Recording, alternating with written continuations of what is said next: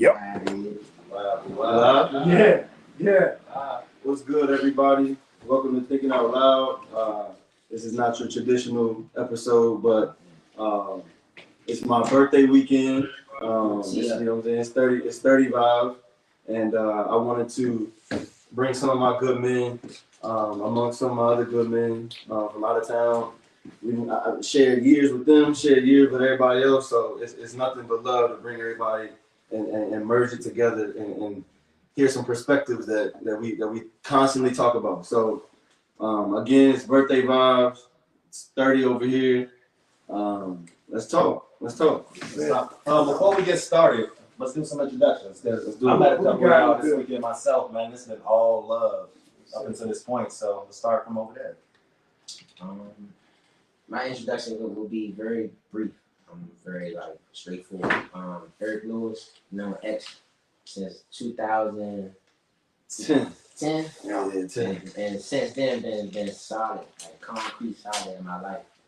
Just like some of the trials and tribulations that I went through on my own, for him to be that, you know, that constant person that was always there in my corner. So like, I really owe you a lot through and through. You know what I'm saying? And to see you turn 30 to where you at right now. Oh man, I'm proud of you. And I feel like it, you know what I'm saying? It take a lot out of you as a to a friend, tell another friend, like, man, I'm proud of you, bro. Like, it don't got nothing to do with me. It's all about you. So I'm really proud of, like, from where you started to where you at now. That's love. That's huge, you know. So I'm happy for you. So I travel here in no time. It's nothing. For sure, man. And I'm Rodney Hunter. Where you from? Look. Born and raised Washington, D.C. We got all types of demographic going on. Oh yeah. Rodney Hunter, born and raised in Miami, Florida. Currently living in Atlanta, Georgia right now. You know, just living life. But similar to Elu, you know, when it comes to me and X back in 2010 at ODU, coming in there playing ball, man. And me and these other guys too. My boy Buck right here. And again, Lou, man, great experience, great relationship with these guys, man. And it's all about X, you know, this weekend, most definitely. So shout out to you, bro. Happy birthday to you. I appreciate it. Definitely love you, man, and enjoying the ride, bro. You know what I'm saying? Yeah. And man, keep prospering, bro, and spread love, bro. Appreciate it. Y'all don't know, but I met Roddy. We did a 40. And my time was faster than his. So that's how we met. So y'all both was walking. You was fast. No, but I appreciate it, bro. It's love. So me and X, I'm gonna just take it back to Coach Rondo. Oh yeah. We had kind of the same issue with the same guy. So us being young men, like 19, having to deal with someone who was way older than us, but was very immature. My name's Buck. Alex Johnson is my government from Buckingham County. Like I said, me and X go way back to ODU, Powhatan days, and I would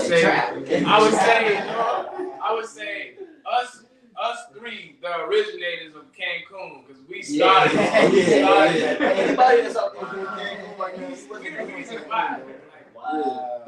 I think Instagram was we should not have been exactly that trip. And we should even went. Especially Arsenal. Yo, man, I can't make this up.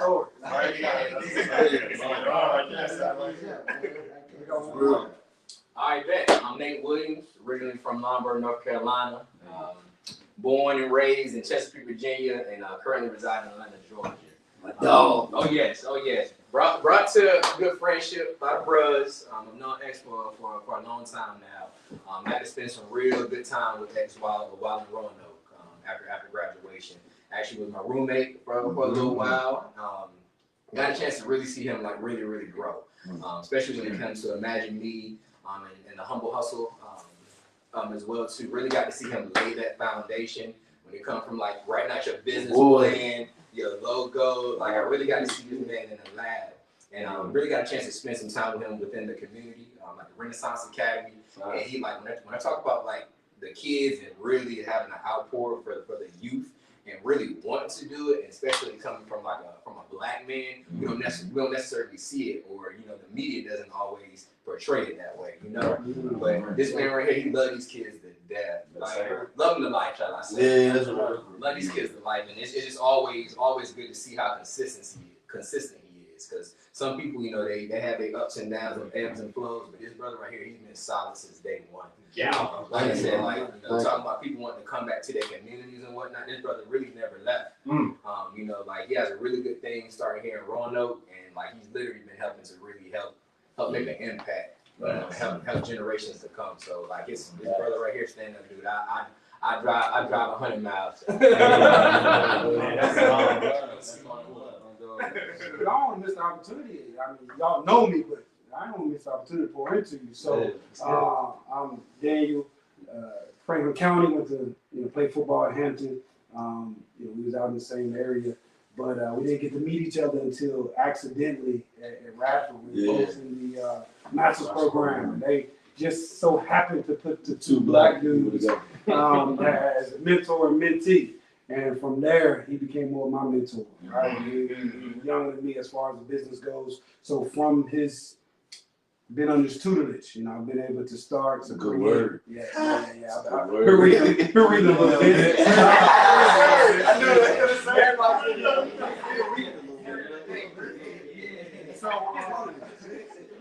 So from there, I've been able to open up a lot of my businesses, just from watching his grind and seeing that it's possible to be a black man from this area to do your wildest dreams. You don't have to look like a certain thing. So I appreciate you just paving the way. That's a trailblazer. I'm right behind you. I already know. I'm kicking in the door. And I'll be the last one to give you just pour that, fill up that cup, bro. We go a long way back. Yeah. Came back from the Dominican Republic, was trying to figure out just what I was gonna do in life, and linked up with you. And it was literally just seeing you constantly on the internet doing something every day. And it was just like, what's going on, really. Yeah. So, man, you've just always been transparent with me. You've always been open with me. Right. Man, you're the reason I stepped into my business, because it was like, what are you doing? Yeah, You know what I'm saying? yeah. You take that step. Yeah.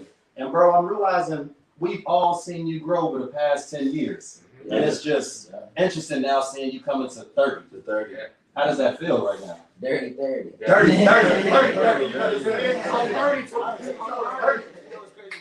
think I got it started with I feel like when we young, you're scared of 30. You're scared of 30. You know what I'm saying? You're scared of this 30 thing. It's like life ends, but the closer I get to it, I'm excited. Because one, for me, I feel like I worked my ass off in my 20s. Right, you did. I worked my tail off my early 20s. You know what I'm saying? I played around, but you know what I'm saying? I lived life. Yeah. But these last years of my 20s, I feel like I just really put my nose in the dirt and was just I gotta see it through. So when you ask what you saying, what does it feel like? What is it like to hit the 30s? Y'all have already, y'all already been through it. I think I finally know myself. I said a fresh start. It's like It a fresh is. start. It is. It's now I know I really don't like this. Yeah. I really don't like this, and I'm gonna tell you I don't like this, and I'm not gonna spend my energy trying to, fake it. It's no, I don't like this. And I know how to stand up and say I don't like this. It's a very, very intimate coming into your own. I'm okay with being myself. I've always been okay with being myself, but I'm okay with being by myself. Mm-hmm. Yeah. I'm okay with being by myself. I'm okay with learning and I've always been really comfortable with stepping into uncomfortable positions. But now I know why I stepped into why I'm good at that. So I really channeled into my purpose. Okay. And really been able to step into that purpose. It's almost like I'm on a treadmill or something like that. It's Now you're in full track. I'm what's that new treadmill that? I'm on that. So as the oldest one in the room, Senior citizen. Yeah, right. So 25. So I think the biggest thing is that number one is time on task. right? So I think once you get into that 30 and over, time on task. So how much time you've been putting into your task or into your endeavors till you messed up enough. You know what I'm saying? You've done enough of the wrong things that I feel like it's that 30 age is when it's now you're starting to be able to recognize what you don't like because you've done everything you don't like. Right? So I think as you get older, especially for me, I just hit 35 this year. Woo! And it's there you go. So for me, I'm getting better. I feel like it's you talk about catching your stride at 30. This 35 and up because now it's financially you know what you want. You're out of that kind of wishing stage. You know, because 29 and under, you're still you can still kind of be wishing for stuff. Now you know I got to make it happen. I'm on the not sitting on your punches. Yeah. So now you gotta be strategic. So I tell X all the time is that what I do now has to work. Right, bro. It has to. I think that's an entrepreneurial spirit. Period. Like I speak about the having the hustle spirit, humble mentality. Period. But like we talk about it all the time. Like I don't mind failing. Like I don't mind failing. Like I really don't mind failing because then I know like boom, that didn't work. Let's do it. I know exactly what. Now you really messed up. Because you let me fail. So now you even gave me the tutorial. How do you classify something as quote unquote failure? Because to somebody else, that might even your downfall might look like a victory. Because for you specifically, you just gave people like I wasn't even shooting for you to be past the moon, but the fact that you got to space, like, cuz I can get there now. Like again, I think that's why the word trailblazer fits you perfectly because it's like. You knocking down the big barriers that are already there. You know what I'm saying? So now it makes somebody who's falling behind you. It makes it seem like, oh damn, it ain't that cloudy up there. You know what I'm saying? Let me go on out of here. And that's one thing. You know what I'm saying? I'm gonna fall back from speaking, but because I know we got this stuff. But I that's part of the 30 thing that I really learned is like, and I use the analogy of like, I'm on this earth to kick down doors. Like I'm really on this earth to kick down doors. If you could picture like a burning house, I'm the one that's gonna kick down the door, boom, let out all the fire. Everybody else, y'all come. Y'all good. Would you call yourself you are a leader? Is that absolutely? Yeah. Absolutely. Yeah, and that's what I think leaders are supposed to be able to do. Like just when we talk about trailblazers, you get out there, like you said, you get out there and you put out the fire before everybody else. That's what we're supposed to do. And be okay with being burned too. Exactly. That's what we're supposed to do. Knowing that somebody else is gonna be able to open that door. We're supposed to be able to shorten those learning curves for everybody else to come out. I like so it shouldn't take shorten the 10, 15, 20 years Yeah, for us to get to that point. I should be able to come to you and be able to look at these assets and I should be able to like literally a year or two. Instead of having the 15, 20 years, you ain't got to go through all of that. Shorten that learning curve up so you can hit the ground running. You ain't got to do all the hemming and hawing. This is what you need to do. And going back to the failure thing, I think whether you fail or not is based off your expectations, right? So you it look like I did, but you don't realize like I was really going, That's what I was aiming for, and I didn't reach those things. So I think it's just super important because again, you tearing down those doors, tearing down those barriers, and that shelf life of how long it should have took me to get there, bro. I'm 10 months in now, and it's like all I'm trying to do is put my foot in your footsteps. I'm just trying to, right behind you, trying to challenge out. It's a lot of pressure. I think that's the beautiful thing about when you set expectations for yourself, and that's when you just realize life. Because you think about anything that you truly expected yourself to do, 9 times out of 10, you never really hit that goal specifically anyway. But for other people to still see it as not 100%. You know what I'm saying? Everybody, for me, I had expectations of going to the league. Did I go? No. But am I still happy with my life? Hell yeah. Even for the people that's younger than me, they saw what I went as a huge feat. And my expectation for myself was here. But where I am truly on this actual reality of platform, I'm here. This is where I really am. And there's so many people that's looking like, damn, how the hell do you do that? Oh, you doing that? Man, what do you do that? You know what I'm saying? And I think the best thing about being a leader is understanding your position and recognizing that you do have followers. Because then that's what keeps putting that bar higher and higher. You know what I'm saying? Because no matter what, that's the whole mindset that you gotta have as a man. Like, even granted, this was a win.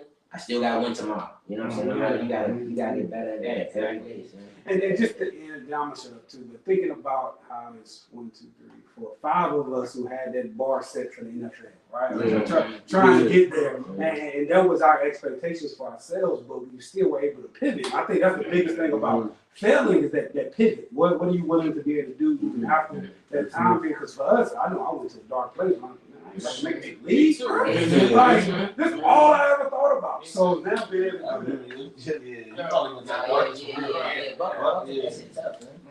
I would say after, I don't know what you call it, but it's like the era after college and time period of like trying and fighting and you just don't make it. Like, so for me, I say my room was kind of like a prison because the first 18 years of my life, like that's all it was. It was church, it was football, and chores. Man, we sounded like, bro. Y'all both When I went back home, I was like, yo, I my whole life I wanted to get body, and now I'm back. Yeah. And like it was just dark. Like It's the ego piece, you know. Like when you even think about it, like when you think about black kids and black young men wanting to always go to the league, and you look at where y'all are now, none of y'all are even doing anything, maybe not remotely related to even athletics. So why weren't we presented with those options early on? Like football, sports is amazing, but why is it like we always got to sell ourselves short? But when we do get to this age, the age of 30, and like for people that don't know, how old is your business right now? How old is Humble Hustle? 4 years. It's that 3 to 5 years max. Yeah. It's like you were saying, go through those trials and errors. That's the 10,000 hour rule. Anytime you putting that time into your craft and you protect I'm your on task, craft, exactly, you're going to get to that level. That's like, true. by the time that 3 to 5 years is going to take some trial and error. Right. So when you come out on that backside of your 5th year, like, all right, cool, I might look amazing, but y'all didn't see that 3 years of cultivation that I had to get to this point. You know? So like, you know, like having those options and like, because you're able to touch and tap into so many people outside of the athletics. Right. Even what you're doing right now, and you have more of a personal touch. So all y'all too, you know, like just even thinking about that, y'all giving these young men different options. You like y'all showing us our young men what's possible, and that's what we got to see. You know, Outside of football. outside of football, Outside you know, of sports. outside of sports. Don't wrong, it's great, but what can we do outside of that? And that's the generational stuff because we taught that like that's your way out. That's all you condition to think like, all right, if I don't do this, I'm gonna be working at McDonald's. And there's nothing wrong with working at McDonald's, but it's like your whole you condition. So you gotta make it to the league because I gotta get the house for mommy, the mint coat for grandma, this. You know, this is what they want. It's a lot of pressure on me to make it to that level. So let me ask you this, and this is just a general, what I'm seeing now, finally being older, looking at the kids that we're working with. Is it really their fault if the parents are putting them in all the training programs, making sure they're going to all the camps, making sure they're doing everything to make it to that league and not putting them in positions to learn other stuff? Is it whose You got fault? kids? So I don't have kids. That's what Is it I'm whose asking. fault? So that's what I'm asking. Whose fault is it that the kid's only mind is on sports when his parents is putting them in every program, every training session? And I would say making them it's- does that make That's sense? tough because I'm not a parent. That's what I'm saying. Are they wrong for that? But I feel like if I had a child and my child tells me that they're gonna go to the NFL, like I'm gonna make sure that I expose them to everything possible and support them. But not just exposed. You got to expose them to the right. no, like and then what I'm saying is I think there's a balance to it. Which I know this now, but a lot of parents don't know that. Right? A lot of parents only can teach what they know. So I mean, when you ask that, it's kind of like, now I would expose them to everything right for football. Hey, this is what you got to do it. Right. Saying, I've been in the position almost there. Like, this is what you got to do it. But I know a lot of people say don't have a backup plan, but I'm going to make sure I get you heavily involved in this too. So that your mindset is not just a one-track mind. Like, hey, while you playing football, you still think about how can I make money off of it? Like, That's what you got kids? Yep, I got 2. Okay, I got a 7-year-old and we got fresh out. Okay, congratulations. Fresh out. Yeah, but I think like you got to look at it from 2 points, like and nowadays, especially like and when as you see it now, like especially with the different leagues and the sport, and you can get the kids so defined in something like. Because back in the day, you didn't have all that. Like, you had, like, little Pop Warner camps or something like that, but now it's just so specialized, so you can literally get into the weeds with a lot of these athletics. But just like you said, like, I think you got to expose your kids to enough stuff And that's either from sports, that's from arts, that's from karate, that's from anything in the arts. You gotta expose your kids because they're spongy. They're literally mini adults. Yeah. So when they get to that age, like you were saying, like when you're 30, you already know what you want, but you gotta expose them. Yeah. I think that's what parents have to do. You have to set that path for your kids, but you can't put so many blinders or so many guardrails on your kids like they're trying to live out your dreams. And I think that's where you hinder your kids. Because there's so many of us that are trying to live our parents' dreams or in careers because this is my daddy told me to do, this is my mom told me to do. But you gotta live your dream. Like your parents should be there to push you and be able to give you that exposure. But at the end of the day, the parents gotta let the kids make a decision. You know, expose you to everything, and then when you get to a certain age, what's maybe the top 2 things that you want to do? That's literally you got what you gonna be able to do. What do you want to do? And you have exactly. you have to also realize is that as a kid, you don't have but so much control over stuff. So that's why sports is always a thing that we drive to because we have control over their world. So y'all are right in my wheelhouse because I started a program called Motivate the Game that as a licensed clinical social worker and a therapist, I mix football training with therapy. So when we're in these therapy sessions, because I realized for my own upbringing, football was my escape, right? Because all the BS that was going on at home, that was a place that I had things to have control of.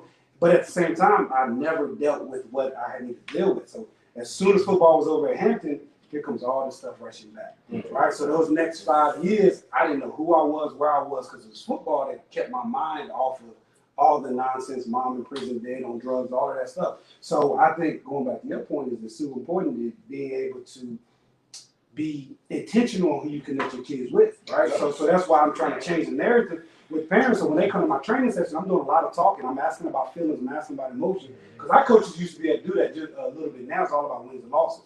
So now when they come to my training session, we're asking about your emotions. We're asking about that girlfriend that broke up. We're asking how your mom's doing. What can we talk about? So I think it's just how we look at it because for sports, it could be the only thing that our kids have in general. So man, Go ahead, Rod. You got kids. Sure, man. I got a 7-year-old boy. Oh, wow. And he started playing t-ball and basketball. When it comes to me playing football, everybody asks me, do I want to put him in there? Am I going to force him to play? Now, me personally, what we've been speaking on the exposure. So I've been working on myself to create things for myself in my life, but also to expose him to. You know what I'm saying? So if he don't necessarily want to ever play football or fall into playing baseball and stuff like that, he has another path. He has another route, you know what I'm saying, outside of sports. Because again, I had that dream of going to the pros and to the league. But now I'm living through that, friends and stuff like that he playing now. But I want him to be able to create something outside of sports. You know what I'm saying? Because it's bigger than that. You know what I'm saying? We're more than athletes. I listen to podcasts. I am athlete. Just hearing them guys. Chad Johnson, he one of my favorites. Receivers and players in the league, man. But just hearing them guys' stories and stuff like that, man, just touching me differently now. You know what I'm saying? So. And I think I think it's just super important because sports is the medium, right? So I think if you use sports to get the attention, right? So you use sports and then to be able to teach so much from that, and that's where I think it's super important because football literally saved my life, bro. Like if it was not for the coaches, the locker room, the sports, the Friday nights, I don't know where I would be. So we use that to get attention, and then we can. Now I relate everything back to football. You know what I'm saying? You can relate everything you do to any sport. So I think in connecting with the kids is super important to connect those same experiences to life. The man I am is because of football. And me personally, but I think that's something I've been struggling with right there. You know what I'm saying? Transitioning and transitioning those morals and those lessons and coaches into this now adult life. It's different. Being disciplined. You know what I'm saying? Example. So we got 6 a.m. workouts. You know what I'm saying? We up 5:45. You gonna be on that field, sweatsuit, cleats tied up. That's 6 o'clock online. Well, I can't get up and go to the gym at 5:30 in the morning, 6 o'clock in the morning. You know what I'm saying? And get my body back to where it was for my overall health. You know what I'm saying? But then applying that to other things in life, like with growing my own businesses and growing my own brand and stuff like that. Because that's how you get those $10,000. You know what I'm saying? You got to put those $10,000 into that type of stuff to get that result. But it's so hard, bro. playing football and then like not having that, not having somebody strictly over you in a sense. Because you gotta It's grow up and be a man. accountability. You know what I'm Yeah. saying? Accountability. Accountability. So Yeah. you gonna get my therapist. Yeah. Oh, man.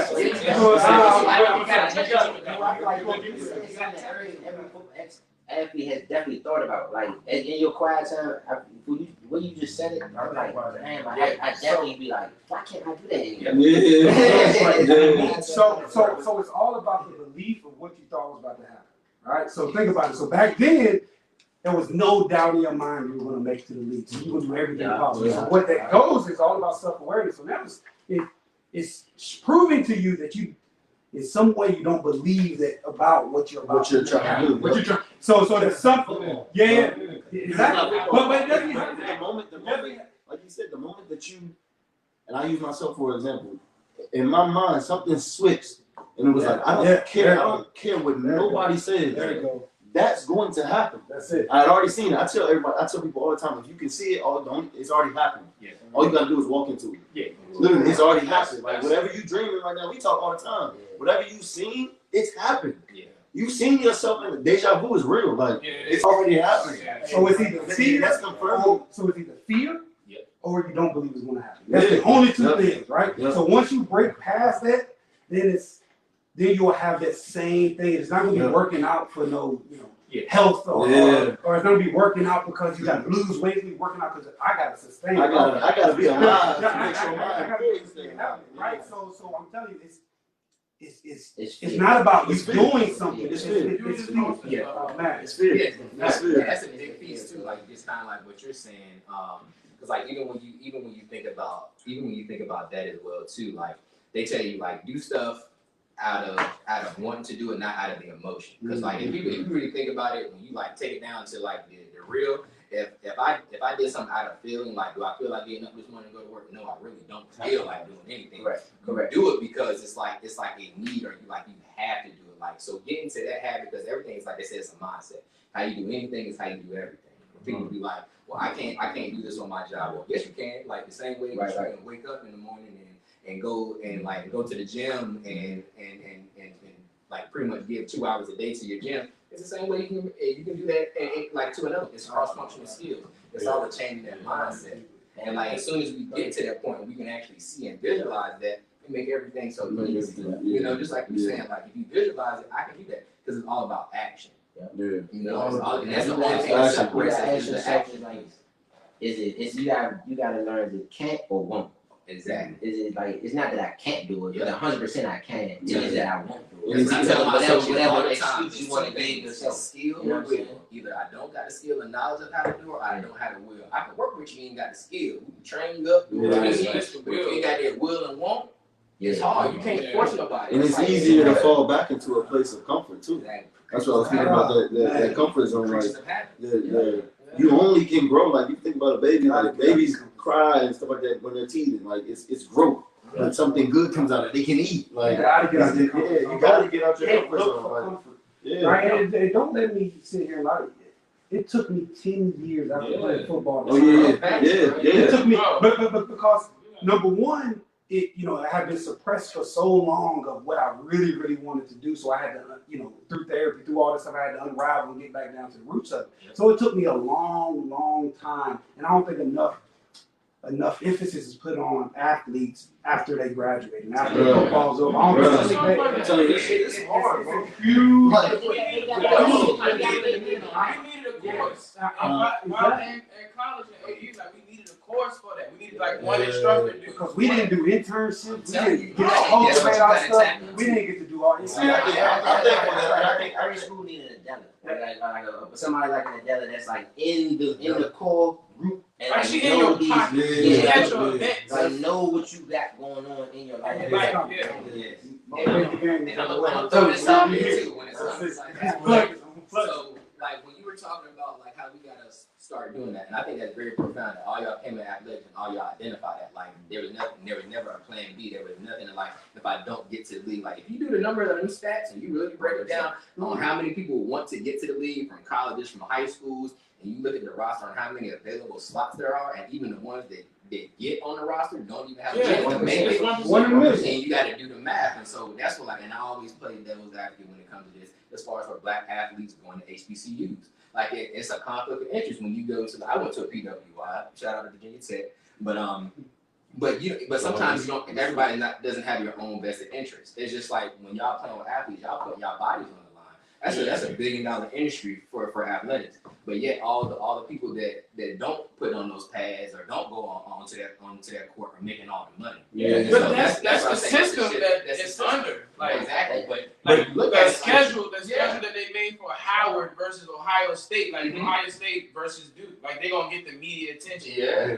Now you got the dude Mikey Williams, the dude before him that just committed to Howard. Maybe we gonna draw some. But that's what you got to take because athletics is very powerful. Oh, it When is. you think about it, you look at the NCAA, you look at all the athletics, how much money is poured into schools. Trust me, I went to Virginia Tech. That's where Virginia Tech football funds so much stuff on that campus. But take it. But like if you get some of your top athletes to go to HBCUs and you allow them to be able to get that money, bring viewers in, get that funding for those schools, and then you take that funding and you take that to the communities, you have a wealth of stuff that you can be able to take from those athletics. And then you can actually put your coaches in the systems where you can start teaching your kids, like teaching your student athletes. It's all y'all not gonna make it. You're not. That's just a harsh reality. Out of everybody on this roster, maybe 5 of y'all might make it to the league and get a shot, and out of that 5, maybe 1 of you might even make it on a roster. Yeah. So, but if you got somebody, you set a program up like that, you're not gonna get that in all schools. But if you have somebody that's really taking a vested interest in these kids and not using them for their own benefit, like using you to sell tickets, but I want to make sure that you're gonna be straight after you leave this college campus and you are a good citizen. You need that, but I think that comes from us. I don't think you get the same results. Like I'm gonna recruit guys, and he might not make it to the league, but he think he can make it to the league. Mhm. And then I bring a guy. I'm like, you good enough for here, but you're not good enough for like after college. Like I want everybody coming in with the same mindset. And I feel like at ODU, like niggas was starving, niggas was hungry. Like we stayed in Powhatan compared to what other guys got. We got less than what other teams got. Like we were real live guinea pigs. Yeah. But I think with that is don't make them think any less of what they can accomplish, but still give them as much access to as many things as they can. Why? Because people don't realize how much college football is a job, right? It is. People do not realize. Student athletes. So they got to do a better job of exposure, even while we're doing. Not saying that we're not going to go to the league, but being able to get us connected, and then it all boils back to the level of mental health. I don't think there's enough onus put on. No. What are you bringing to this college? What is this baggage that you're bringing? What is this that you're dealing with to make you? Because if you think about it, even though you said it, all of us know the chance of us going to the league was slim enough, but there's something in our brain that was crazy enough to make us think that we could. So that's what I'm saying. So I think knowing what these kids are bringing to the campus is a huge part in that transition after and maintaining the I think it's deep. I think this whole thing is very deeply rooted. Just because I feel like the amount of people who out here talk down on HBCUs are black people. You know what I'm saying? It's like the people who really talk down on HBCUs are why you wanna go there? Why you wanna go to Ohio State is in the third? Most of those negative terms come from black people. So that's on us to like use the HBCU. Like the goal needs to be changed. Is like we talking to these athletes, the goal needs to be changed. Is like we need to accept that hard reality. Sorry, you're not going to the league, which is fine. It's really okay. You know what I'm saying? But if you look at it, it's more entrepreneurs that come from HBCUs than it is black graduates from PWIs. You know what I'm saying? Like most of the black entrepreneurs come from HBCUs because naturally the bar has already been set so far low right here. You know what I'm saying? Because I went to this school. Okay, well, most of my dudes become a lawyer or something like that. But like those people, those really gifted people, they just tap into a different circuit that's in their brains. And then not that our black athletes can't do it because the work ethic is definitely there. If you ask any college student that's at a PWI, that's an athlete, their work ethic is probably unmatched to like what they really trying to exceed. The kid gonna give me this, The kid gonna give me that. You just gotta He put gonna them go- in that right channel. But now we just gotta channel that focus to something that can really be way like this branch, this tree can grow way further out than this NFL tree. Yeah. You know what I'm saying? And this NFL tree started, yes, it's gonna put that BMW in your mother driveway. Great. But now how about we just try to like, instead of that her just having this one driveway, how about we give her the whole community?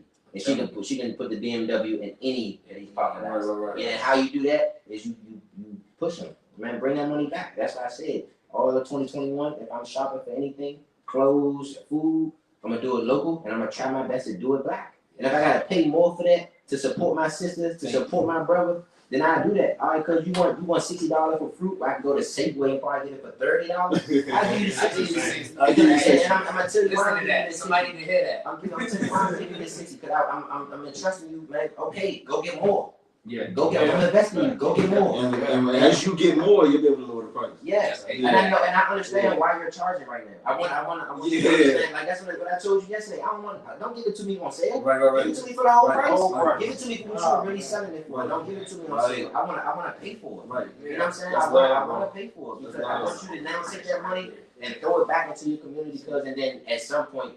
Then you could look at it, you like, okay, well, yeah, now I can sell it for $20. Yeah. Because my community has trusted me so They much. good now. My community has actually put me on the platform. That's a big piece that you hit on. Like, we don't know how to socialize. Like, Right. black people, Yeah. like, you can take that all the way back to slavery, and like, honestly, but we don't go back. We're not really taught to go back and socialize with one another. And like, trust me, I had that same mindset. That's literally why I went to PDI. I'm majoring in engineering. Virginia Tech, one of the top engineering schools. But I had that mindset. I needed to go to a PWI in order to get like that have type of to secure it with my resume as for the name. But when you think about it, like that's when anytime we have a lot of black people, it's like it's either quoted too black.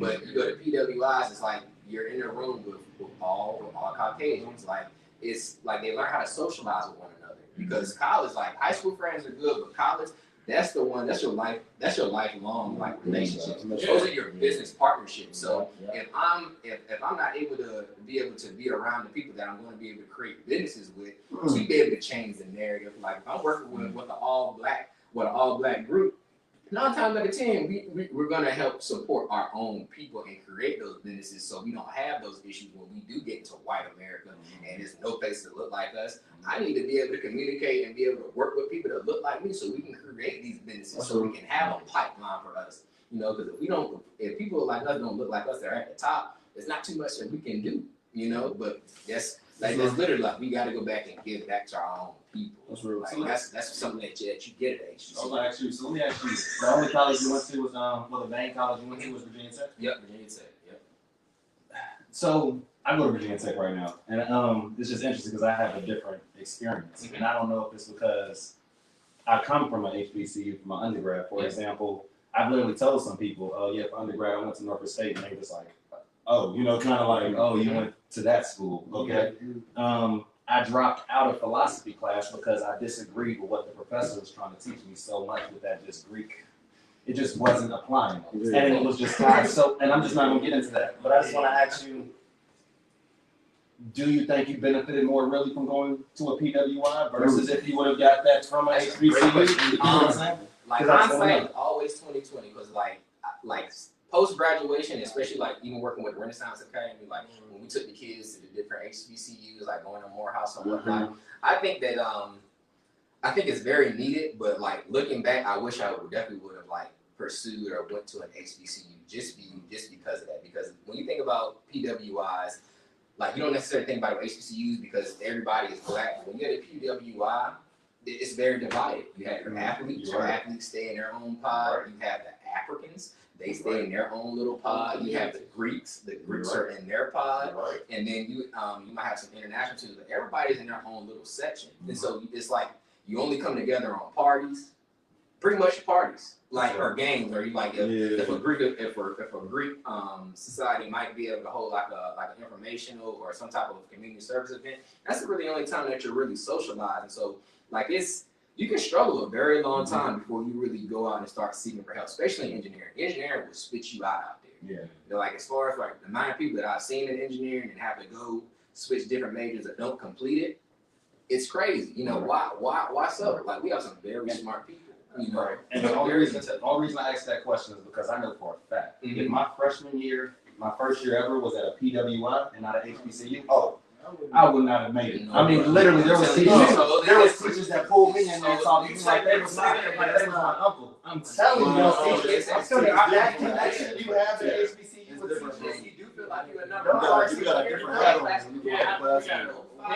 I was saying, like, I was going to challenge that and say, like, you don't know that, but it's different when you going in with an athlete. You know what I'm saying? You going on a sweatsuit. They know your name, but every time you come in, you got a little different tag on you. So I can't really speak from I don't want to say general student, but I can't really speak from that standpoint. So y'all's tag was they were trying to help, right? At OU. It wasn't help. It was just you had a little grace. No, you don't got it's not, you can get a tutor, but it's more just a little grace. So as a It's like it's just unspoken. Like It's unspoken, yeah. so now at HBCU, the I'm opposite. falling asleep this time. So it was Well, opposite sometimes HBCU. the first year we didn't get great. Yeah, it wasn't. We had to start. We started winning. Yeah. We were good. Yeah. And then I feel like teachers kind of backed up. We had teachers bringing us breakfast. So at HBCU, I feel like what he's talking about more. Right. We got. I think it's the pot. It's what you're feeling from the ring. Oh, I think. let's still record that. No, that's over there. Are we still going? So Still going. Somebody We still going. So what I was saying was at HBCU, you have more expectation as an athlete at HBCU. So You say more expectations? yeah, I mean not more expectations. Like they hold you more accountable at HBCU. So I walk in the classroom. I almost didn't want to wear my football uniform because teachers, they come one of them, right? And then I had to live up. They made me earn even more, so it wasn't.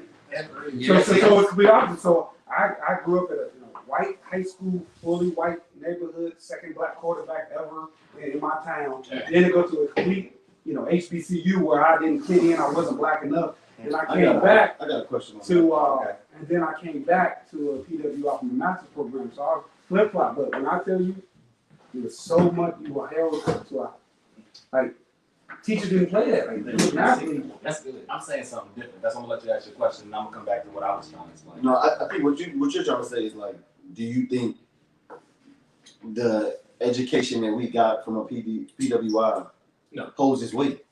Right? No. Does it get us in more direction? Are you saying when you graduate from a PWI, you feel better?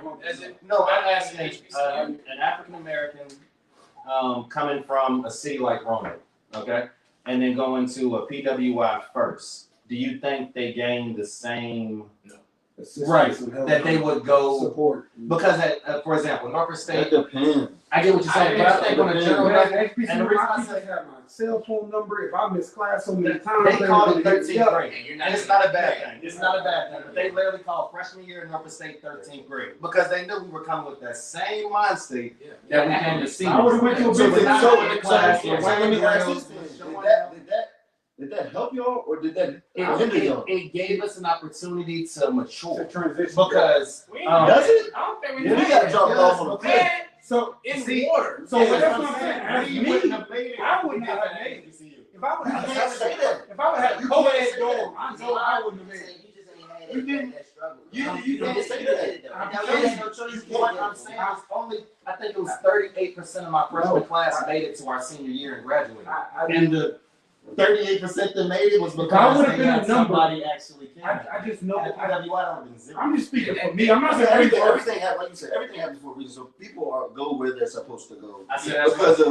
So maybe you wouldn't have made it. I don't know. I look at it a little differently and say you can't say that because you weren't in that position. Right. So if somebody would have dropped you off on a cliff, like we got dropped off, you would have had to survive. Everybody like that. Was that experience as an athlete for you? Yeah. That's great. I feel like that's impactful. I love it. I just feel like I personally believe every one of us has that survivor instinct that you ain't never really tapped into until you got to tap into it. Yeah. So I think academics. I don't want black people to sell themselves short, thinking that if they go to a HBCU that they get that support. But what I'm saying, I don't want them. So But what I'm saying is I don't want to set the expectations to where I have to go to this PWI. And also, But you know what I'm saying? So and also, it's specific. absolutely. When y'all went to Radford, mentor, mentee. Right. I am in my last year at Virginia Tech. Nobody. And just found out I was supposed to have a mentor. Yeah. Because my mentor needs to sign some of my graduation paperwork. And then my advisor basically says, "Oh, I'm sorry." Yeah. That's Things representative. like that. Yeah. But in my whole psychology department, everybody else was looking surprised. Yeah. But we've been students and classmates for 3 years and nobody helped me out. I'm gonna be honest. That's so. And I'm saying I'm the only one. Black people, and I was the only black. When you left, I was the only black male. Like, and I was the only one that was trying to do what I was trying to do. Right. I went into the grad school saying, I'm not trying to work. I'm not trying to be a worker. I'm trying to own. So teach me. I'm trying to be an owner. So you got to teach me a different way. I need to learn this a different way because I'm not going to keep working for somebody for the rest of my life like you're training people to do. I get it. All That's what entrepreneurship the working working for somebody. I agree with that. Yeah, but I'm coming in with a different mentality. So when you're teaching me about these ways to speak to people, honestly, like, and I probably should have been in a different program. Like, it should have been a business or something like that. But I mean, But why? but I came in wanting to know this knowledge and to be able to work with my people even more. But it was such a well, you're only going to be able to do these 3 jobs. Like, it's and that's like the catch-22 of schooling in general. Like, school is going to teach you how to be a worker bee. If you look at it, the top 1% of people really didn't graduate or even finish high school half the time. So like, school is literally to be able to make you into a worker bee. But it takes a select few to actually want to think outside of that. To have that entrepreneurial mindset that, no, I need to be the business owner and not the person that is fueling the business. I want to know how to do all the jobs That's how we so that I can own it. Like, That's how we can start. I don't have kids yet, but I know some of y'all here got kids. That's how we can start, like, our kids off, like 10 years ahead. That's all I know is all I know is Hampton is the greatest HBCU. Jesus Christ. That's all, man. Both pretty good. Y'all know what it is out here, man. Cold grills, man. Bring it. All right. Yeah, go ahead. So throughout your 20s, there was some things we was talking about. We was trying to figure out. So this how we close everybody to go around. Just cut me off like that. My bad. No. Y'all see that, right? My bad. Now we'll go around like you said. Throughout your 20s through 30s, you know, there's a couple of things that you've had to do or accept, and we want to know what was the hardest things for y'all. Telling somebody I apologize, telling somebody I need you, telling someone I love you, or telling someone I trust you. I'll go first. I guess you gotta go second. Oh, no, my bad.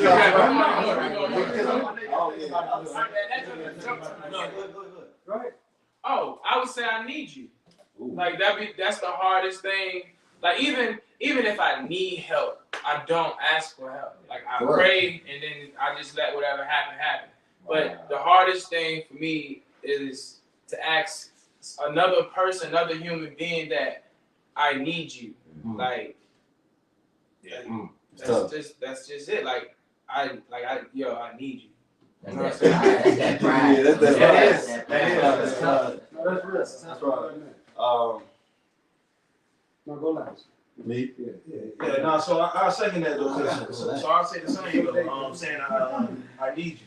Because again, just with me being here, you know, blessed, I ask myself, like, I'm able, you know what I'm saying? Yeah. Why can't I, why do I have to, sound not too desperately to need something from somebody, you know what I'm saying? But why can't I go out there and put that work in and get that? You know what I'm saying? So that's my answer. I need you. Ask me again, bro. I need you. I love you. I trust you. And I don't want to, feel like I'm breaking the record, but I'm gonna have to say it would be I need you. And the reason for me be just because I feel like love, trust, and being apologetic, all that tie into each other. You know what I'm saying? Like, if I love you, then if I hurt you, then I'm always gonna apologize. And if I love you, there's no way I don't trust you. So you know what I'm saying? To me, that'll all be on the one branch. But like to say that I need you, I don't know about that. I love you and I trust you is but I'm speaking for myself. Yeah, that's true. For me. And so to say that I need somebody, I feel like even the word need would probably be like the one I would have to really underline, just because it's like It's not that I need it. I just don't know how. In order for me to get to where I want to be, I don't know how to ask you for help. And I think that's like the better way to phrase it. So it's not that I need you. I just don't want to ask for help. I really don't. I know this is where I want to be, and I feel like I'm hitting my head to get over this. So I don't know how to ask somebody else, hey, can you help me get over this? Because I don't know. And for real, I really don't even know how I'm hitting my head. You know what I'm saying? I can't even really figure out how I'm getting this problem. I don't know how to overcome it. Can you give me some insight on that? You know what I'm saying? And I think the better way we get more out of ourselves is we have to ask better questions. And I think asking better questions will give us better answers to help us get over whatever it is. Because I feel like sometimes a lot of the questions that we even ask ourselves are very just straightforward. You know what I'm saying? Yeah. We're asking ourselves one word and 2 word questions. And we're not really asking ourselves better questions to get better answers, to get better results. You know what I'm saying? And it's just more about meditation and really challenging yourself. You know what I'm saying? Like applying that same pressure that I used to put on the field back into my mind. And it not be so physical and not be so immediate response. You know what I'm saying? It's about like today I'm about to drive for an hour without the music on and really ask myself some tough questions. And not allowing my mind to escape these questions. Because a lot of times we'll ask yourself a question and then you ever feel your mind stem off to something else. Then you gotta challenge yourself. All right, nope. Get back to it. Let's go back a little bit deeper. You know what I'm saying? So I think to me that would be the real thing. Asking somebody to formulating the right question to ask somebody to get me over this hurt. That's meditation though. Waking up early in the morning. Because the most successful people like schedule be like get up at 4 a.m. They sleep at 8 p.m. If they up at 4, they don't already work 8 hours when most people just getting up. That's not interrupted time. But society has put us on, getting 40 hours in a week and then working, 9 to 5. Like some people can do that every single day for the rest of their life. But that's how people been doing it. Yeah, our parents. That's how our parents. That's really you need. Like you said, that quiet time. Like you said too, that quiet time that's tapping into that subconscious. We constantly we can put to the back, put to the back, put to the back, put to the back, put to the back. Yes, sir. So for me, it's I need you, right? But it really is. But going back to that, and I had a conversation with the. I got a question. It's like, Nah, after you finish, I got a question. Yeah, with the psychologist, we were talking about it, and he does studies on Black resilience, right? The issues with Black resilience. So it's not a coincidence that all of us struggle with I need you because we put so much unneeded pressure on ourselves, right? So we connect with struggle. We think in order for us to recognize we made it, we have to struggle, and that's so far from the truth, right? Because we see it as so many kids before us had it so much harder. So who am I to complain that I'm tired and I feel stressed out and I don't want to get up? When in reality, like we're supposed to feel that way. Like we're supposed to be able to ask for help. We're supposed to be able to reach out to. So that's just something that I struggle with on my own. Is just asking for help because I want it to seem like I made it through the struggle when somebody who didn't, who just survived it could help you just the same way. One of the hardest things that I always tell me, just ask me. Just ask me, and I tell you, and I struggle with asking, I need help with this because I feel like I'm gonna miss something if I don't go through that struggle with it, right? And like he said, as a trailblazer, like you said, you're not supposed to go through that. Like my path is so that you don't have to go through that. But that's hard for me to digest sometimes too, because it's a lot of pressure. It's like, man, I gotta get burned, bruised, like beat up, all this stuff just for somebody else to be able to walk through the door straight up. But I'm okay with that. Like I'm becoming even more okay with it. But that's I think a lot. That's 4 to 1, right? That's four I need you already. So I can only imagine how many young Black men are dealing with just like, bro, I need you, bro. Like, I need help, bro. Like just sitting and pondering every day, just like I need help. With a simple fear of like, I ain't gonna ask somebody, bro. I'm gonna figure this out myself. Figure it out. That's that pride, bro. That's what you want. I don't want to say you want a man to another man come to you saying he needs you, but it's the one. I don't like the people that try to take advantage of you. You know what I'm saying? Because that's a different line. I'm pretty sure we all know somebody who always reach out for help. when they just down, and we help them get good for like a couple months, and then you come back. It's like at some point in time, you gotta sit yourself down and say like, all right, what do you need to fix? But personally, I never want to get to that point. Like that would be my greatest fear of just asking another man, I need you. That's You said that's your greatest fear? I would say, yeah, like I don't want to. So if it was a woman, It's just Yeah, speak on it. that was the question I was gonna ask him. Like you're married, so like as a married man, you go to your wife and say, I need you. That's the person you're supposed to go to. I know, but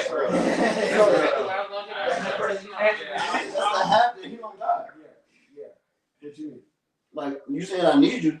She has part of you. She has a part in her life that you need. And see, mine was pretty different because I didn't have my mom growing up, right? So I always looked for that need from a female.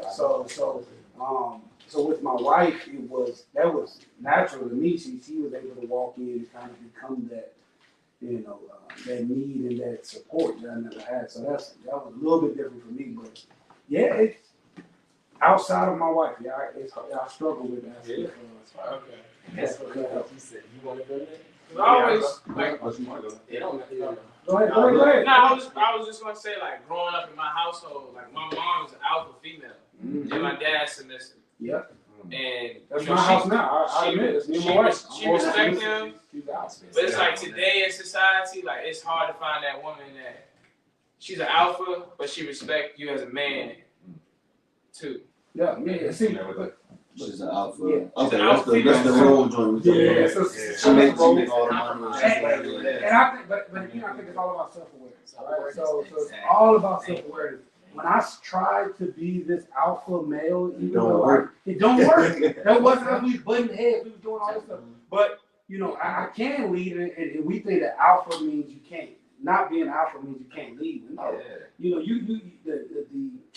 You can still drive this car and steer it with different. You can be the wheels of the car. You just have the steering wheel. So it's different. It's different things to it. But at the same time, I have to become self-aware to recognize that that's not my strong point. Like she's able to be more decisive. I got to think about stuff a whole lot longer. I got to ponder on it. My emotions are going to be more involved with it. So what I realize is that she can make the decision. I'm the one to sustain the decision. Exactly. Right. So she can make it. I make it last. Right? We don't keep this thing forever. So the gender roles that we struggle with. So I'm gonna be the one to choose something off.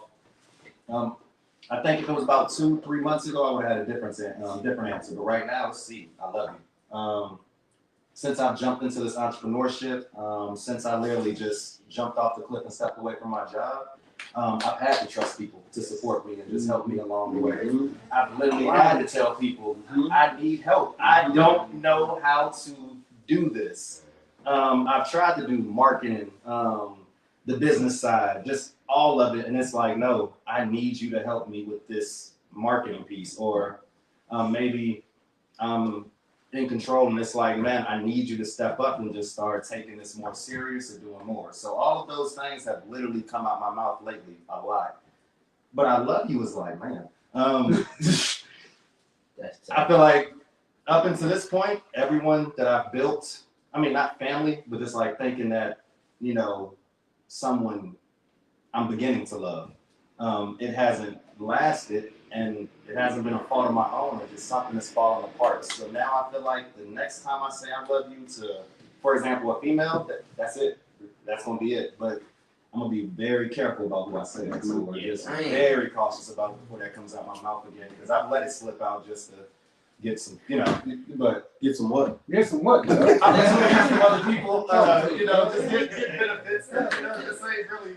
I think you told me about that. What you was trying to get out of me, bro? It's not that I definitely respect you for what you're saying. And I feel like I was listening to it, and it's like, almost for it's like, how can I say this in a nice way? Not the nice way, but like it's almost like I feel bad that that's what that's what you are lacking at, because like I say I love you to everybody, like literally to everybody, and that's how I truly feel. Like if I dap somebody up, man, all right, cool, it's all love. And I'm gone, and I really feel that. And I feel like, for me, I feel like love is that intangible thing that every single person, no matter what definition is in the dictionary, it means so much to so many different people. And I feel like it's almost like love and time are those things that it's like, it could be in multi dimensions. You know what I'm saying? Like, I would, like a case in point, you know what I'm saying? No matter what I may have gone through or what will go through with my dad, the love will be infinite. It will never diminish. You know what I'm saying? Like, he can go across the world three times over. I'm still going to love him. He could be to the highs of the highs, to the lows of the lows. I'm still going to love him. There's no, and when I say love, it's unconditional. It's like he could be blind and walking with 3 legs. I still love him. And so I'll touch on that. The way, that was the perfect example. I just met my dad recently, not too long ago. The love is there, but it's still hard to say I love you because it's like, man, I just met you. So, You know what I'm saying? so It's like, not even I just met you, but just, you know what I'm saying? But I love, it's like, but he said it to them. no, I wasn't saying. I was just saying that you're making love about the person. It's not about you, right?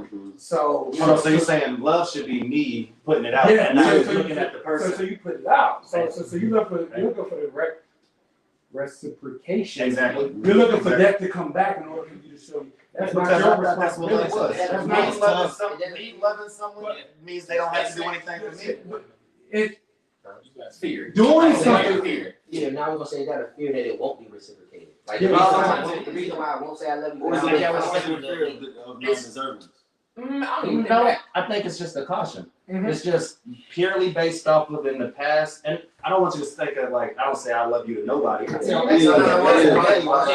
It's just for me, it has to be. It literally love develops over time, and so I feel like over that time we're building. If I'm building the love and I really love someone, I'm transparent, I'm open. I try not to do them wrong, but it just seems And like again, always it's like because I was so loving. But I that get done wrong. but that And I'm not saying that's gonna happen. But that I'm doesn't saying diminish but that shouldn't diminish your level of love. it's not diminishing it, and I got it to give, but I'm not giving it out like candy. I'm not giving it out. That pain is love. Like that is love. Like, You do have to be there. You do have to be cautious. And I think that's one thing because everybody looks at love in a different light.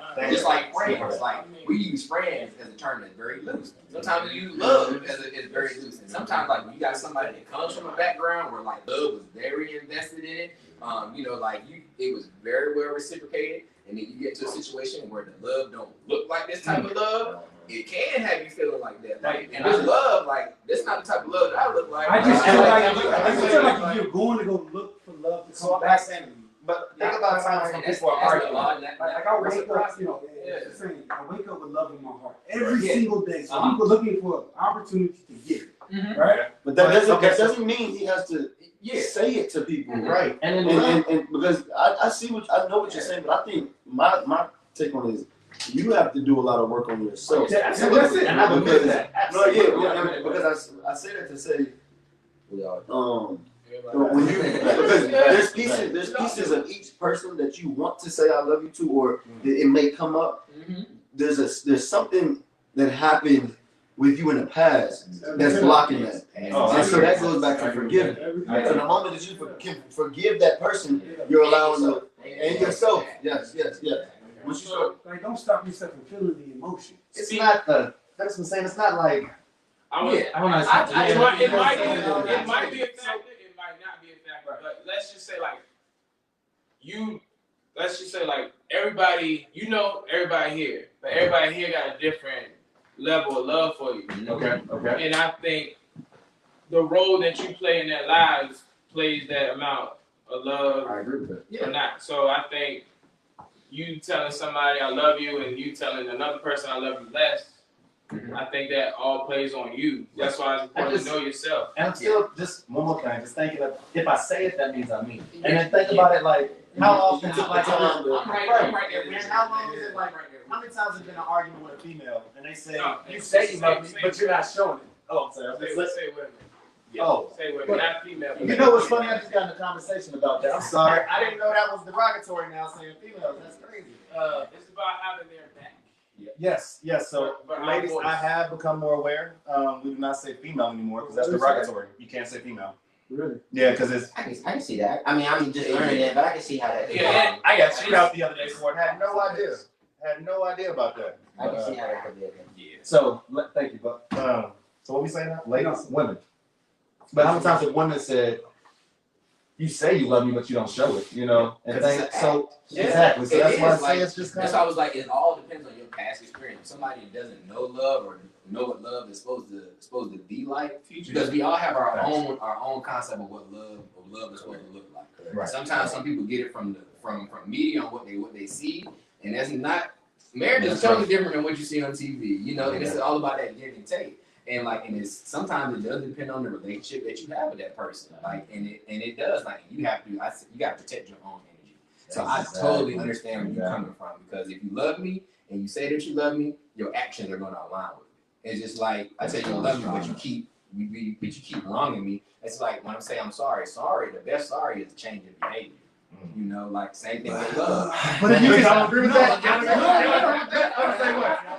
Because you're always going to be let down. If you base Yeah, your you are, level but- of love, and that's That's why the someone expectations else's- talk. if you're basing, you have to be willing to love no matter yeah, what. but I think you can. Everybody, but I feel like you love me, every single person in this world. absolutely, until you do something to make me not. yeah, and I can agree with that. So there are because some people you don't love because they done you I wrong. love love, but I'm not Okay, gonna but because you don't love them anymore because they did you I wrong. don't love them, but it don't make me not love anybody else. So when I Oh, that's what I'm saying. Yeah. There's people, look, based off the people that I stopped loving because of how they But did you me just wrong, said I'm it's more hard. cautious. Right, I'm more cautious being- about the next but person. being I'm gonna cautious do that is gonna Yeah. mess around and make you miss the person that you're supposed I to. don't think not. I still think the people that have even wronged me, I still love you. Yeah, I just know how to move. Yeah. I think you So you can love, but it's I'm a liar. I ain't gonna say that. I totally understand. Yeah. And I don't think you being cautious, Yeah. because at the end of the day you have to protect your energy. Right. But and I'm gonna bring it back to yours, is like the self-awareness. But I think everybody has to be self-aware. When you're aware of your situation, you can harness your energy. Just like you said, it's gonna be some people that they only gonna hit you up for money. So instead of me being mad, let me make this agreement in my own mind that, all right, I know how this person's gonna operate. Just like the person, all right, you might have an auntie or uncle or a significant other tell you love you, but they always do this. You get in your own mind that, all right, this might be something that they might not change. It is, but you can still love them. But I think you have to have a level of self-awareness. It's just like change. I can be at a level, and I want this person to be at a level, but I know that they're not going to put forth an effort. I'm not going to chastise them for that. I'm going to just recognize that situation where it is, be self-aware, and I'm not going to take away my own energy, because that's just how that person is at that station of their life. So what's your answer? My answer is I need. That's my biggest piece, because it comes from it comes from the ego, and when you think about it from just a life standpoint, the lowest level of existence is pretty much your root chakra. Your root chakra that comes from the reptilian brain, from the ego. And if you can master your ego, when you can master your ego, just like you were saying, what you do in your 30s is different. You understand, I can care less about what people think. That's your ego. Yeah. When you start to when you kill your ego, you really start to live life. I don't have to worry about the validations. I don't care what people think. I don't care that, all right, cool, I'm trying to promote my brand, and people might be like, I don't know why they're doing this. You stay in your lane. You understand. As soon as you kill that ego, I'm telling you, you can literally progress in life. You doing the It's same one of the thing. hardest I don't piece. care. Yeah, you don't care because you're operating in what you're supposed to be agreeing with. I love it. You don't have somebody else on your back. So I don't know what they're gonna think. So maybe I shouldn't post this. Or maybe I shouldn't we put ourselves in such a bind. A lot of us would probably be financially free if we killed our ego and really didn't care what other people think. Trust me, I say that for myself as well. I could probably retire all my family right now if I didn't always have that peace and peace of my mind. What are other people gonna think? So I think the I need piece is probably the hardest one, because we have to make ourselves vulnerable. But I think the I need comes with that caveat of it's a relationship based. You said it, I can say I need my wife all day, but if I don't have a relationship with you, I don't know your intention. Because that's one thing with people. When you develop a relationship with people, you see people do a 180 on you like that. I divulge you. I think you're my confidant, and I put trust in you. And then we have a disagreement. You switch it up, and then I done gave you my life, and you know switch up. And I think that's the hardest part, especially for men, because we supposed to be the protectors, we supposed to be the providers, and we never supposed to have that chick in our armor. But I think when we do become that vulnerable and we say I need you, I think you can have so much more growth. Trust me, especially being my wife, that's like, you know, being vulnerable. Like, I'm an Aries. Like, it's hard sometimes. Like, I'm very stubborn when it comes to that. Like, I work hours, and like sometimes like that, the issue of like trying to ask for help, that can kind of be the hardest piece. But killing that ego is the number one thing that we have to do, especially as men. Yeah. Does it take I was gonna say, does it take an experience to go? Like, does it take you to go through something to tell you, oh, I gotta kill the ego? Like, what kills the ego? I think it does. I think Ego is like a custom right there. Ego is like, just take it off. ego is a custom. Like, ego is a custom. It's a matter of protection. It's a let me put this on when I go outside, because the person that you are in the room when nobody else is around is completely different when you walk out that door. Oh yeah. Immediately it's like the earth just drops a mask on you. You're like, all right, boom, this is how I gotta move. You don't need that. This is how I gotta move. It's a matter of protection. It's a matter of you don't want nobody. Character. No, Actually, character, but like there's your ego. No, It is like your ego is your protection. Mhm. Your ego is that shield, that armor. Because you don't want nobody to see. I'm not saying you. You don't want somebody to see the real you. Yeah. We tell kids all this stuff. That's not true, bro. Like, that's just not true, bro. I can see right through. Exactly. That's just you seeing, like, bro, Yes. you're soft-hearted. Yep. You're kind. And it's okay to be. You're emotional. It's Sensitive. It's okay to be. Dude used to say that to me all the time. I was like, you sensitive. And I used to sensitive. And I would do a whole bunch of overcompensating to try to be the tough guy. But really, I was sensitive. Like, I was going through hell and back. I was sensitive. Like, that's what it was. And now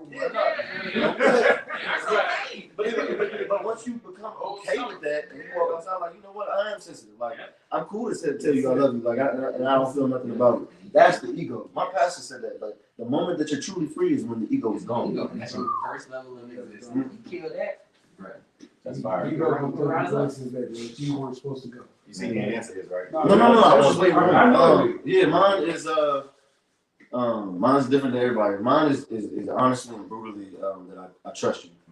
And I have to go with where I am right now in my life. And so this year has a lot to do with it. My past years have a lot to do with it. But I'm to be self-aware and truly like take that question, like, what is it hard to say? Like, I think it's I trust you is not even a word that you really say a lot. You know, think about the conversations you have. You don't really come out your mouth and say, yeah, I trust you.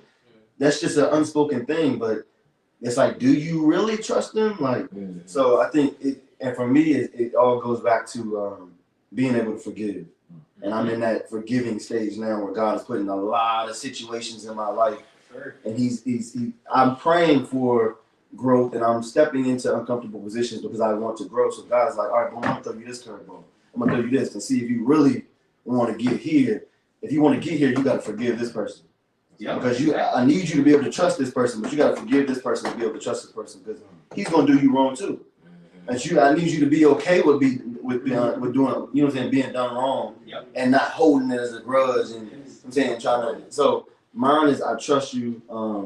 I'm constantly praying for discernment, but when in the phase, like I said, the phase I'm in life right now, like I'm met with so many different situations where, you know what I'm saying, I have to see the person, and I have to see the spirit, I have to see the soul, and it's hard to, like, it's hard for you to say I love you. It's hard for me to say that person has the best intentions for me. Yes. Like, it's hard for me to constantly, and I don't know, I think that's a growth thing because I used to be dive in and oh no, you know what I'm saying, we cool, we drank together, you know what I'm saying, we went to the bar. He cool, like, he got my back. And then you get done wrong, until you get jaded, and then I'm praying for this now because I don't want to turn cold. You know what I'm saying? That's not a place you want to turn. It's cold to where you don't trust nobody because then you end up alone.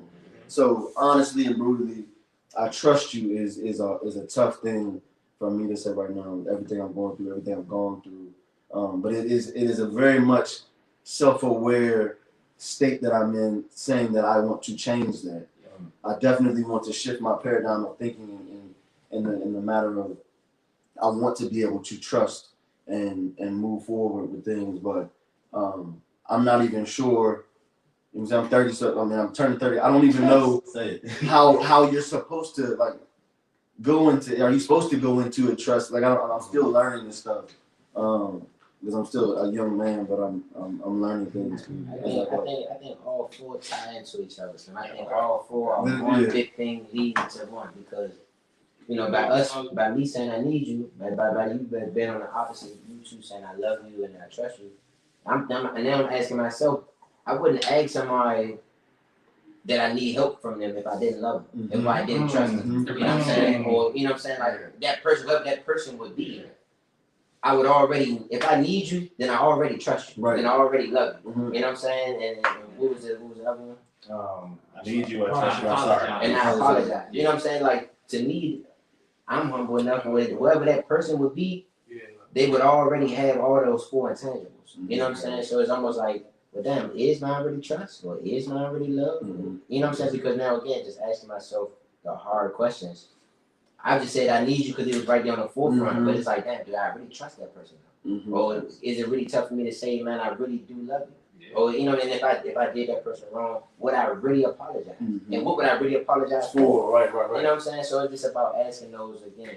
And I think it all stemmed from finding a way to come off that pride mountain and come off that ego and get to that humble place to really, you know, because all of it is just humility. If you willing to ask yourself those type of questions, you are really in a humble place.